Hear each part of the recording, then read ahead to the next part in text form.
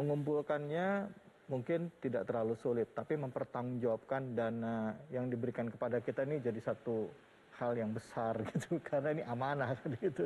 Silakan Kiai Haji Khalil Nafis. Jadi kan kita menyalurkan zakat itu kepada samaniyatu asnaf, ada 8 macam. Nah, ada orang yang langsung memberikan, ada yang menggunakan lembaga amil. Kalau memberikan langsung, mungkin sekitar kita yang kita kelihatan langsung butuh bantuan, sudah kita langsung berikan kepadanya, nggak ada masalah. Tapi kalau kita tidak bisa melihat langsung dan kita tidak ada kesempatan langsung atau tidak ada interaksi langsung, maka sebaiknya kepada lembaga amil zakat, Badan Zakat Nasional, Badan Amil Zakat Nasional, atau lembaga las-las yang lain yang ada di bawah. Itu amil itu berhak untuk menerima, untuk mendapatkan bagian dari zakat itu. Tapi perlu diingat, jangan sampai amil itu menjadi kaya hanya karena mendistribusikan zakat. Jangan sampai mengambil haknya ya orang-orang fakir miskin sehingga lebih banyak itu amilnya yang kaya, amilnya yang mewah. Jangan sampai. Kalau bisa bahkan amil itu gak usah minta bayaran. Saya pernah menjadi pengawas di Badan Amil Zakat DKI Jakarta, basis DKI. Itu ketika untuk pengelolaan dan bagi karyawan itu dari APBD. Tapi zakat full itu diberikan kepada masyarakat dan sedekah full diberikan kepada yang berhak. Tidak boleh ditahan gitu ya? Ya, tidak boleh ditahan. Nabi Muhammad SAW itu mempercepat ketika Nabi pernah mau sholat Isya. Ingat bahwa di rumah ada titipan sedekah, Nabi pulang dulu mendistribusikan sedekahnya itu. Kita pun mungkin minimal itu setahun itu harus sudah habis, jangan sampai pindah ke tahun berikutnya. Saya menemukan di beberapa masjid lembaga amil zakatnya itu malah disimpan lebih dari 5 tahun.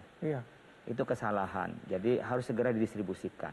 Silakan diambil biaya distribusinya secukupnya ya, tapi bukan semewahnya. Kalau bisa ya relawan lah yang memang secara hidupnya dia sudah cukup, nggak usah minta lagi dari zakat itu, karena itu untuk diberikan kepada orang-orang fakir miskin. Itu yang manual.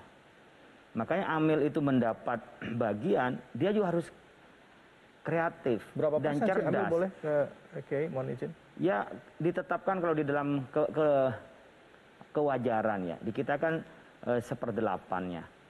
Ya, 1/8-nya itulah yang kita bisa berikan kepada mereka. Bahkan mungkin 10%-nya kadang-kadang sampai di situ untuk biaya operasional. Tapi kalau memang itu dirasa sudah cukup, bisa 5%-nya, tidak harus tetap. Umumnya biaya itu bisa ditekan sehingga penyaluran zakat dan sedekah bisa lebih banyak. Biasanya zakat itu diberikan kepada yang konsumtif. Diberikan pada orang yang membutuhkan pada saat itu juga, tapi sedekah ya, apalagi wakaf itu lebih produktif. Sehingga bisa dikembangkan. Karena itu amil itu nggak cukup hanya menyampaikan saja, tapi juga bisa mengubah dari mustahik menjadi muzaki. Itu teori snowballnya tadi. Baik, saya potong sebentar. Ada pertanyaan muncul, Prof. Seandainya kita menyerahkan sejumlah dana atau tanah untuk wakaf dalam kurun waktu tertentu, ternyata kita lihat penerima wakafnya ini tidak amanah, boleh nggak kita tarik lagi wakafnya? Atau ada nggak distribusi? Pernah saya mengalami ada orang menarik wakafnya, saya lihat orangnya nggak amanah, gitu. Kalau sudah diwakafkan nggak bisa. Kalau sudah diwakafkan nggak bisa ditarik, tapi bisa diganti nadirnya. Jadi wakaf itu pindah daf omal yumkin litayfi ma'abaqi ini, harta kita dipisahkan kepada Allah. Nah, nadir itu kalau zakat kan namanya amil. Kalau wakaf namanya nadir. Nah, nadir ini berhak mengelolanya. Ketika nadir ini tidak lagi amanah, Badan Wakaf Indonesia melalui Undang-Undang 41 tahun 2004 itu berhak untuk mengambil alih, dicarikan nazir baru yang amanah. Tapi wakafnya nggak boleh dirubah, karena wakaf itu la yuhabu wa la yuza'u ya wa la yuba'u, nggak boleh diambil lagi, nggak boleh diberikan, tidak boleh dijual belikan, sehingga tetap kondisi wakafnya hanya nadirnya yang diganti. Di Indonesia sudah ada undang-undangnya nomor 41 tahun 2004 dan PP-nya 42 tahun 2006. Dan pelaksananya adalah Badan Wakaf Indonesia. Kita sudah ada Badan Wakaf ya sekarang. Ada Badan Wakaf. Prof, kira-kira di segmen akhir apa yang bisa kita simpulkan? Waktunya sangat singkat. Iya, jadi saya kira sudah sama ya bahasa saya dengan Pak Nafis ya. Kembali ya, itu tadi amil, ini memang persoalan. Di beberapa tempat itu mengambil keuntungan sebagai seorang amil. Dan itu jangan lupa bahwa asnafnya itu benar-benar harus disiplin. Maka itu auditor itu pun tidak boleh auditor publik biasa ya, harus auditor syariah kan.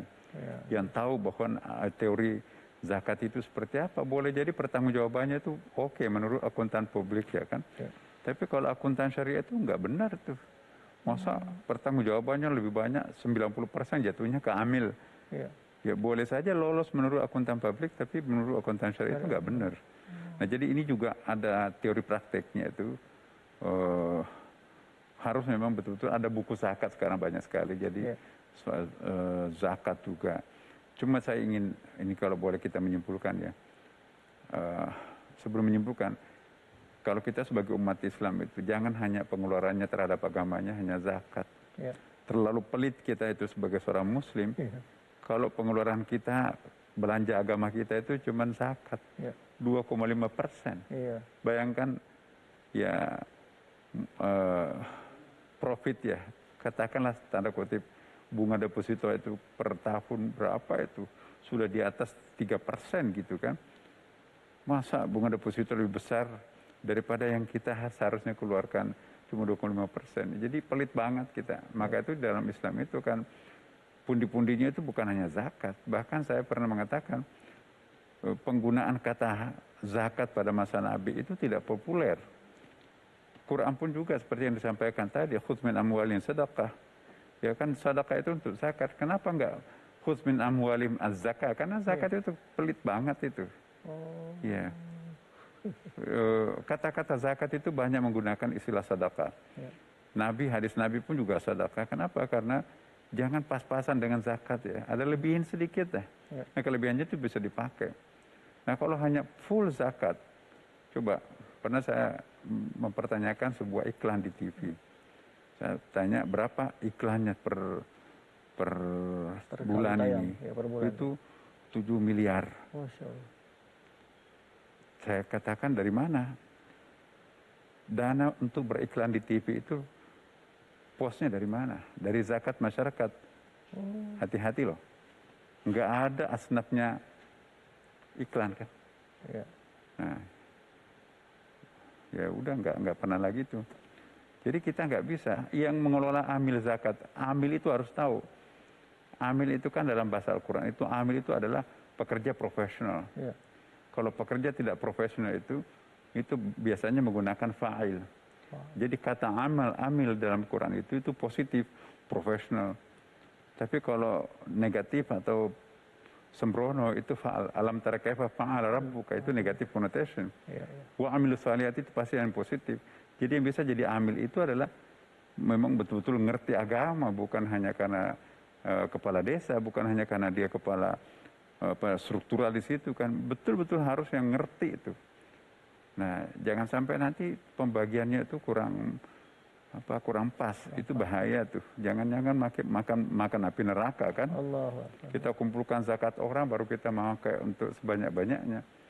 Ya pakai rumah dinas, pakai kendaraan mewah. Itu belum masuk bagian amil pribadinya sendiri. Jadi hitung-hitungan nanti jangan-jangan lebih 50%. Maka itu saya lebih percaya.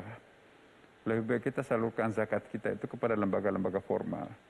Misalnya Basnas ya kan. Basnas. Ya, ada kasus tuh. Kenapa Abu Bakar pernah memerangi pembayar zakat? Itu bukan karena dia nggak bayar zakat. Dia bayar zakatnya langsung kepada masyarakat. Akhirnya Baitul Mal kosong. Belanja negaranya habis. Nggak bisa kan roda pemerintahan jalan tanpa dana kan. Maka itu konsep perang Abu Bakar terhadap zakat, pembayar zakat, itu bukan karena nggak ada yang bayar zakat, enggak. Mereka bayar zakat tapi tidak melalui institusi Baitul Mal, dia over langsung, akhirnya negara kehabisan ongkos untuk mengurus negara. Nah itu kalau kita baca sejarahnya seperti itu. Selama ini kan kita ini perangi pembayar zakat yang tidak bayar zakat. Bukan, dia bayar zakat kok, cuma langsung. Kenapa enggak menikah? Rasulullah sudah wafat katanya. Jadi ya tadi itu unsur kepercayaan. Ya Allahu alam. Tapi poinnya bahwa sedekah ini memang harus menjadi sesuatu yang hidup dalam masyarakat kita. Ini harus menjadikan diri kita sebagai habit ya. Senang sekali membaca 20 negara paling sosial di dunia ini. Indonesia itu papan atas lah ya. Cuma persoalannya tadi itu pendistribusiannya kemana? Nah, kalau analisis ekonomi zakatnya belum sedekahnya yang lainnya, itu Indonesia itu bebas dari kemiskinan kalau umat Islam itu yang membayar pundi-pundinya, kan ada sedekah, ada infak jariah, ada wakaf, hibah, wasiat. Ya, belum lagi kalau dulu di tempat lain ada usur, ada humus ya kan.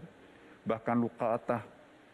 Ya, lukatah itu kalau dalam fikih Umar, tanah yang tidak digarap 5 tahun berturut-turut itu menjadi harta negara itu. Coba kalau diundangkan di Indonesia enak tuh. Puluhan tahun tanah itu nganggur, punya siapa? Orang Jakarta yang punya. Masuk di situ nggak boleh, ditangkap polisi. Nganggur puluhan tahun tanah, masyarakat setempat nggak punya lahan. Jadi sangat tidak berkeadilan. Nah, karena itu mungkin undang-undang agraria kita itu harus memihak kepada kelompok masyarakat kita. Jangan tanah kita ini habis untuk orang kaya, tapi untuk orang miskinnya nggak dapat. Jadi fikih Umar itu perlu dibuka kembali lah. Bukan berarti untuk menerapkan hukum seperti ini, tapi paling tidak konsep keadilan ekonomi, keadilan penggunaan lahan tanah ini sangat penting. Ini tantangan buat kita semuanya ini, bagaimana hukum pertanahan ini sedapat mungkin bisa memihak kepada masyarakat mayoritas. Ya, saya kira gitu. Ya, baik, alhamdulillah. Terima kasih banyak, Prof. Terima kasih banyak, Kiai, untuk waktunya singkat sekali, padahal masih bisa dibahas lebih panjang lagi. Mudah-mudahan bahasan kita mengenai sedekah ini benar-benar bisa meningkatkan pemahaman kita tentang sedekah sendiri dan juga keinginan kita untuk lebih peduli terhadap saudara-saudara kita. Membayarkan zakat, infak sedekah kita melalui lembaga badan amil zakat yang memang resmi, yang insya Allah accountable dan diaudit. Jadi insya Allah dana itu bisa terdistribusi hampir seluruh Indonesia. Kalau kita sendiri kan cuma bisa di sekitar kita aja gitu. Nah, kalau misalnya masih ada uang lebih lagi, bolehlah kita kasih ke saudara-saudara kita yang membutuhkan. Semoga Allah Subhanahu wa taala ridho atas apa yang dibahas pada kesempatan kali ini, dan mudah-mudahan kita termasuk orang-orang yang senantiasa memperbaiki diri. Saya David Halik, wabillahi taufiq wal hidayah. Assalamualaikum warahmatullahi wabarakatuh. Terima kasih banyak, Prof. Terima kasih banyak, ya.